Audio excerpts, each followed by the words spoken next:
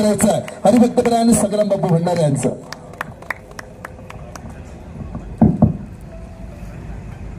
असाध्य ते साध्य करिता सायास कारण अभ्यास तू कामने. 400 वर्षापूर्वी भगवान श्री तुकाराम महाराजांनी महाराष्ट्राच्या मातीतील सगळ्या हिंदू बांधवांना हाच बोध केला की बाबांनो, या जगामध्ये अशक्य असं काहीच नाहीये, फक्त अभ्यास केला पाहिजे आणि अभ्यास करून करत असलेल्या कामामध्ये सातत्य ठेवलं पाहिजे.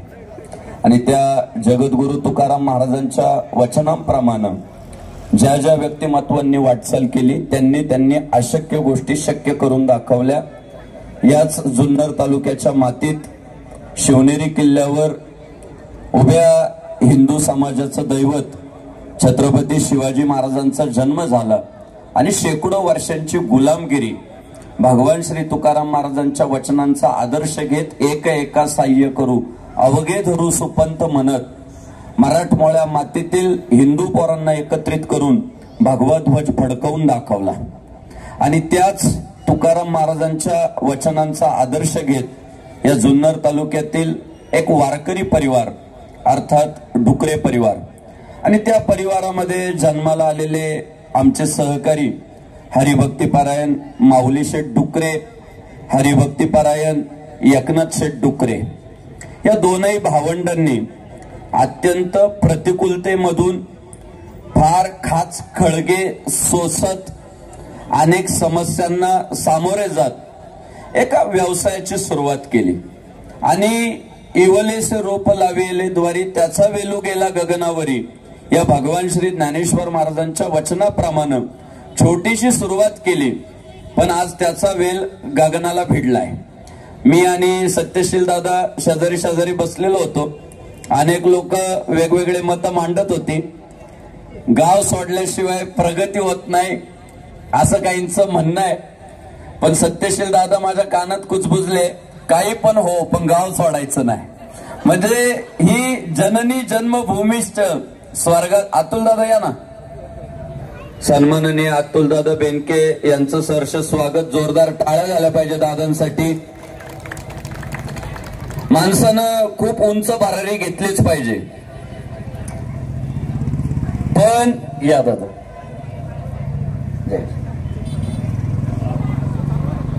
बस. पण ती भरारी घेत असताना खोप्याचा विसर पडला नाही पाहिजे. आणि या डुकरे परिवाराला त्या खोप्याचा विसर नाही पडला. एवढी सगळी प्रगती करत असताना सुद्धा दादा सत्यशील दादा हा व्यवसाय त्यांना पुणे मुंबईत पण चालू करता आला असता, एवढं मोठं दालन. पण त्यांनी मायभूमीशी प्रामाणिकता दाखवली, मायभूमीशी निष्ठा दाखवली आणि नारायणगाव मध्ये 55,000 स्क्वेअर फूट मध्ये हा भव्य असं वस्त्र दालन इथे उभं केलं. हे आपल्या सगळ्यांसाठी अभिमानास्पद आहे. नाहीतर आज प्रगती केल्यानंतर काही परदेशात निघून चालले, काही मुंबई पुण्यात निघून चालले. पण आपलं गाव म्हणून आपल्या भागाचा देखील विकास झाला पाहिजे. मला 100% माहिती आहे, हेच एवढं मोठं वस्त्र दालन जर पुणे मुंबई सारख्या शहरांच्या ठिकाणी असतं तर नफा मोठा झाला असता. पण आज नारायणगाव मध्ये माझ्या जुन्नर तालुक्यामध्ये व्यवसाय सुरू करायचा या भावनेतून डुकरे परिवाराने तालुक्याला जे प्राधान्य दिलं त्यामुळं इथल्या बांधवांच्या अंतःकरणामध्ये या डुकरे परिवाराबद्दल एक अभिमान निर्माण झाला. आणि वारकरी संस्कार या घराण्यामध्ये माझ्या वडिलांची मिराशिगा देवा तुझी चरण सेवा पांडुरंगा. त्यामुळं मला सांगितलं की येणाऱ्या ग्राहकाला रामकृष्ण हरी म्हणतात. कोणी का असना त्याला दुकानात गेल्यावर रामकृष्ण हरी म्हणणंच आहे. आणि आपण सवय लावली पाहिजे. अनेक आज आपल्याकडे काय समस्या सुरू झाल्या, आपल्या सगळ्यांच्या तक्रारी आहे की आम्ही उद्योग व्यवसायात कमी पडतोय, आम्ही नोकरदारीमध्ये कमी पडतोय, आम्ही भाषा संवर्धनामध्ये कमी पडतोय, आम्ही संस्कृती रक्षणामध्ये कमी पडतोय. काय कमी पडायला कारण काय? आपण कमी पडतोय याला सर्वात महत्वाचं कारण आपण स्वतः आहे. आपण समोरच्या सोबत जर मराठी भाषेमध्ये बोललो तर तो मराठीत बोलतो, पण आपणच इंग्रजी हिंदीमध्ये सुरुवात करतो. आपण जर समोरच्याला मला व्यवसाय करायचा या भावनेतून पुढे आलो. आज दादा, अतुल दादा, आपल्याला सगळ्यांना यावर काम करावं लागणार आहे. हॉटेलला, कंपन्यांमध्ये नावं देवांची असतात. तो रामाचं नाव असतं, कृष्णाचं नाव असतं, महाराज लोकांची नावं असतात. आणि आत गेल्यानंतर स्टाफ जर चेक केला तर बहुतांशी स्टाफ हा परधर्मीय असतो. आम्ही जेव्हा त्या मालकाला जाऊन भेटतो, अरे तुझ्या दुकानाला एवढं मोठं देवाचं नाव दिलं, मग कर्मचारी वर्गाला थोडं हिंदूंना प्राधान्य द्यायला पाहिजे होतं. त्या मालकाची तक्रार अशी असते की बापू, आपली लोक काम करायला नको म्हणताय, आपली पोरं काम करताना टिकत नाही, आणि म्हणून आम्हाला नाईलाज असतो व्यवसाय सुरू ठेवण्यासाठी काही निर्णय घ्यावे लागतात. माझी सगळ्या आपल्या तरुण भावंडांना विनंती आहे, आज उद्घाटन सोहळा आम्ही रिकाम टेकडे म्हणून इथे येऊन नाही बसलेलो. इथून काहीतरी शिकून जायचं, इथून काहीतरी आदर्श घ्यायचा की एक सामान्य डुकरे परिवार जर इतका उच्च पदावर जाऊ शकतो, एवढं मोठं काम उभं करू शकतो, एवढा मोठा व्यवसाय उभा करू शकतो, तर आपण सुद्धा त्यातून आदर्श घेऊन चांगल्या पद्धतीचा उद्योग, व्यवसाय, नोकरी आपल्या पोरांनी केली पाहिजे ना. काम जर आपली पोरं नकोच म्हणत असतील करायला, जमीन विकून मिळालेली संपत्ती फार काळ टिकत नाही.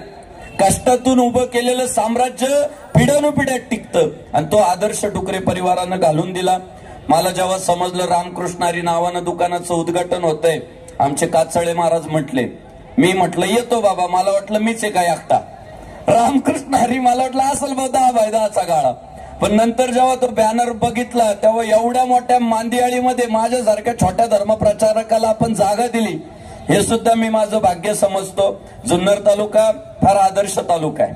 मी नेहमीच पाहिलं भरपूर राजकीय नेते, पण या सगळ्या राजकीय नेत्यांचं आपण अभिनंदन केलं पाहिजे. यांच्यात मतभेद आहे पण मनभेद कधीच नाहीये.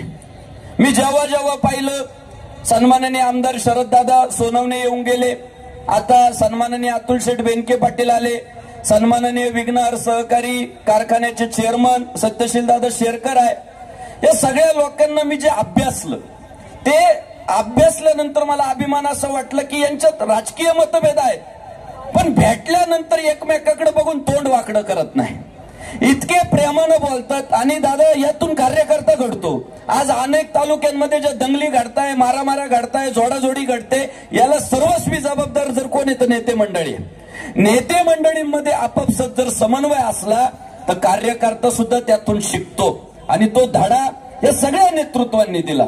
मतभेद तर असणारच ना, मतभेदाशिवाय समाज पुढे कसा जाईल, पण मनभेद नसावा. शिवरायांनी आम्हाला काय शिकवलं, तर शिवरायांनी आम्हाला हेच शिकवलं, सर्वांचं पोटाचं लावणे आहे, सगळ्यांना सोबत घेऊन चालायचं, हिंदवी स्वराज्य उभं करायचं, भगवा ध्वज फडकावायचा.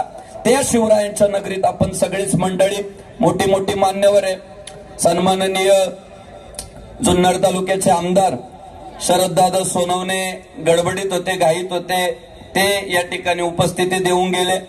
त्याचप्रमाणे सन्माननीय विघ्नहर सहकारी साखर कारखान्याचे चेअरमन सत्यशील दादा शेरकर, सन्माननीय नेते अतुल दादा बेनके, त्याचप्रमाणे पारुंडे दक्षिणचे सन्माननीय स्वामी पीर योगी आदिनाथजी महाराज, जुन्नर तालुक्याचे शिवसेना प्रमुख तथा नारायणगावचे नेते सन्माननीय बाबूभाऊ पाटे, त्याचप्रमाणे शिवसेना तालुका प्रमुख सन्माननीय माऊली शेठ खंडागळे व राष्ट्रवादी काँग्रेसचे सन्माननीय पांडुरंगजी पवार साहेब, या सगळ्या मान्यवरांच्या उपस्थितीनं, त्याचप्रमाणे नारायणगावचे नेते सूरज भाऊ वाजगे व इतर सगळी मान्यवर मंडळी, सर्वांची नावं निवेदिकाबाईंनी जेवढी दिली तेवढी वाचली, त्यांना विनंती केली.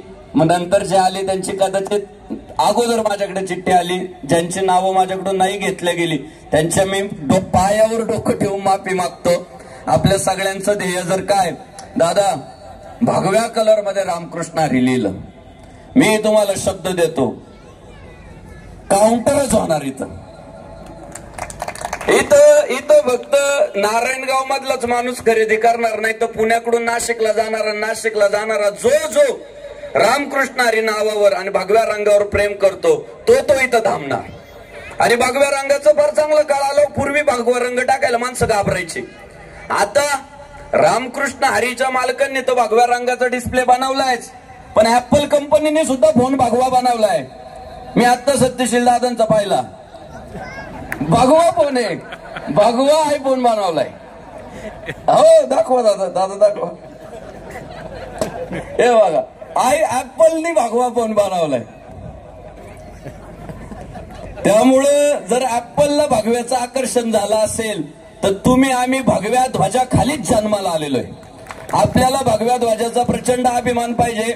मी डुकरे परिवाराला खूप शुभेच्छा देतो, खूप अभिनंदन करतो. आपण कर्मचारी वर्ग भरत असताना आपल्या हिंदू बांधवांना प्राधान्य द्यावं, येणाऱ्या भाविकांमध्ये धर्मजागृती करावी, आपल्या छत्रपती शिवाजी महाराज धर्मवीर संभाजी महाराजांचा विचार आपण सर्वदूर पोहोचवण्यासाठी मदत करावी.